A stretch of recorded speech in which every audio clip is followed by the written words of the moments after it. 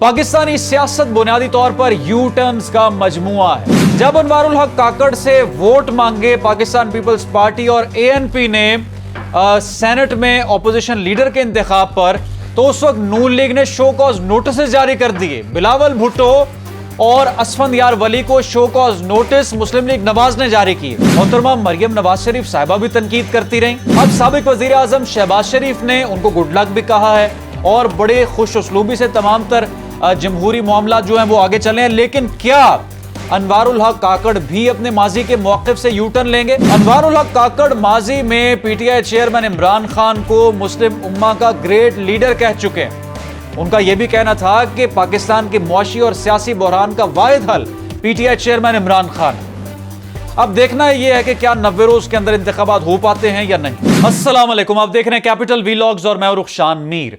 नाजरीन, पाकिस्तानी सियासत बुनियादी तौर पर यू टर्न्स का मजमुआ है। निगरान वजीर आजम अनवारुल हक काकड़ के इंतखाब पर मुस्लिम लीग नवाज ने कब और कैसा यू टर्न लिया, यह जानकर आप हैरान रह जाएंगे।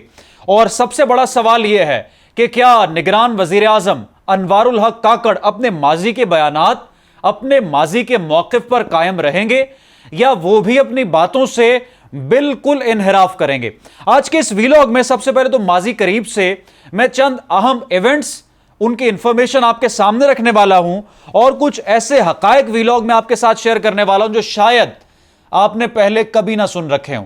नाज़रीन, 29 मार्च 2018 को सईद हाशमी और अनवारुल हक काकड़ ने बलूचिस्तान अवामी पार्टी की बुनियाद रखी। बहुत से सवालात उस वक्त उठाए गए कि बलूचिस्तान अवामी पार्टी कहां से आ गई, बाप का बाप कौन है और बाप किसके कहने पर तश्कील में आई। लेकिन फिर जब सेनेट में ऑपोजिशन लीडर की तकर्री का मामला था तो पाकिस्तान पीपल्स पार्टी और एएनपी ने बलूचिस्तान अवामी पार्टी से मुशावरत शुरू कर दी और उनको वोट देने के लिए राजी किया, जिसके बाद पाकिस्तान मुस्लिम लीग नवाज ने बतौर सरबरा पीडीएम ना सिर्फ इख्तिलाफ किया, ना सिर्फ तनकीद की, ना सिर्फ लफ्जी तौर पर सवाल उठाया, बल्कि अमली तौर पर शो कॉज नोटिस जारी कर दिए गए। और ये show cause notice Bilawal Bhutto Zardari और असफंदयार वली को जारी किए गए कि वो ऐसा गैर जमहूरी इकदाम कैसे उठा सकते हैं। और मरियम नवाज शरीफ साहिबा और दीगर जो रहनुमा पाकिस्तान मुस्लिम लीग नवाज के, उनके बयानात ऑन रिकॉर्ड मौजूद है, हम आपको सुनवा भी देते हैं कि बलूचिस्तान अवामी पार्टी से मुतल्लिक मोहतरमा मरियम नवाज शरीफ साहिबा क्या कहती रही हैं और किस तरह से सवालिया निशान उठाती रही हैं। और बलूचिस्तान अवामी पार्टी से वोट मांगने के सिलसिले में जो मुशावरत की गई या जो रजामंदी के लिए कोशिशें की गई, उनको गैर जमहूरी इक़दाम करार देते रहे। लेकिन अब राजा रियाज साहब ने और साबिक वज़ीर आज़म जनाब मियां मोहम्मद शहबाज शरीफ साहब ने अनवारुल हक काकड़ साहब को ना सिर्फ निगरान वज़ीर आज़म बनाया, बल्कि बड़े अच्छे तरीके से, खुश उसलूबी से ये तमाम तर मामला जो है वो तय पाए हैं। और शहबाज शरीफ ने जाते हुए उनको गुड लक भी कहा, बड़े अच्छे तरीके से मिले भी, गार्ड ऑफ ऑनर भी साबिक वज़ीर आज़म शहबाज शरीफ साहब को पेश किया गया। सब चीज़ें ठीक हैं, तमाम बातें ठीक हैं, लेकिन सवाल ये है कि उस वक्त ये गैर जमहूरी कैसे था और फिर अब ये जमहूरी कैसे हुआ, इसमें जो तज़ाद। अनवारुल हक काकड़ साहब बुनियादी तौर पर बलूचिस्तान से तो ताल्लुक़ रखते हैं और तर्जुमान रह चुके हैं बलूचिस्तान हुकूमत के। जो उनके अपने करीबी दोस्त हैं या जो उनके साथी हैं उनको एक अच्छा शख्स जाहिर करते हैं। उनकी गुफ्तगू से ये लगता है कि काबिल एतमाद शख्सियत है वो। हम उनकी क्रेडिबिलिटी पर सवाल नहीं उठा रहे। सरफराज बुगटी साहब जो कह रहे हैं, या अगर सरदार अख्तर मेंगल ने जिस तरह से मियां मोहम्मद नवाज शरीफ को ख़त लिखा है, ये तमाम तर जो चीज़ें हैं ये उनको पर्सनल कैपेसिटी में उनकी क्रेडिबिलिटी पर सवालिया निशान नहीं है, बल्कि जो डुअल रवैया है इन्हीं सियासी जमातों का, उस पर यकीनी तौर पर एक सवालिया निशान है। अब सरदार अख्तर मेंगल साहब ने नवाज शरीफ साहब को ख़त लिखा है कि क्या आपको अपने माजी के बयानात याद नहीं हैं? माजी में आपके साथ जो हुआ एस्टेब्लिशमेंट की जानिब से, क्या आपको वो याद नहीं है? क्या 2 साल पहले आपका मौक़िफ़ था इस सारी सूरत हाल पर, वो आपको याद नहीं है? अब क्या आपने गैर जमहूरी इक़दाम नहीं उठाया? तो मैं यहाँ पर यह कहना चाहता हूँ कि ये तमाम चीज़ें और ये तमाम इख्तलाफात जब सियासी मफादात की बात आती है तो हर चीज़ जो है वो धड़ाम से नीचे गिर जाती है और फिर किसी चीज़ का वजूद नहीं रहता।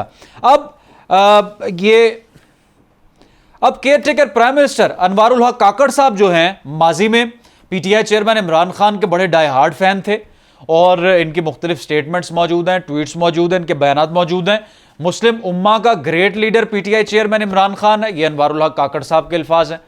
अगर पाकिस्तान को कोई मुआशी बहरान से, सियासी बहरान से या तनाव की कैफियत से निकाल सकता है तो वो पीटीआई चेयरमैन इमरान खान है। ये अनवारुल हक काकड़ साहब के स्टेटमेंट्स हैं जो ऑन रिकॉर्ड मौजूद हैं। क्या अब वो अपने माजी के बयानात से इनहराफ करेंगे? और बलूचिस्तान हुकूमत के चूंकि वो तर्जुमान रहे हैं और उनके ऐसे स्टेटमेंट्स ऑन रिकॉर्ड मौजूद हैं, तो क्या अब वो 90 रोज के अंदर जब इंतखाबात करवाएंगे अपना टारगेट पूरा करेंगे? जो हल्फ बर्दारी की तकरीब में आज उन्होंने वादा किया कौम से, अपने मनसब से, अपने खुदा से, क्या उसको वो पूरा करेंगे? और क्या माजी में जिस तरह से वो समझते रहे हैं कि मुस्लिम उम्मा का ग्रेट लीडर है, तो क्या उसकी जो सियासी जमात है या उसका जो सियासी जमात में कैंपेन करने का जो निशान है वो बैलेट पेपर के ऊपर मौजूद होगा? ये भी एक बहुत अहम सवाल है, बहुत अहम नुक्ता है। मैं यहाँ पर आपके सामने चंद और इस तरह के यूटर्न्स भी रखना चाहता हूँ, लेकिन वीलॉग में चूँकि वक्त कम है और अभी मामला जो है इंतखाबात के हवाले से है कि 90 रोज़ के अंदर इंतखाबात होते हैं, 90 रोज़ के अंदर इंतखाबात नहीं होते, तो सबसे बड़ा टारगेट तो और सबसे बड़ा चैलेंज तो ये है ही।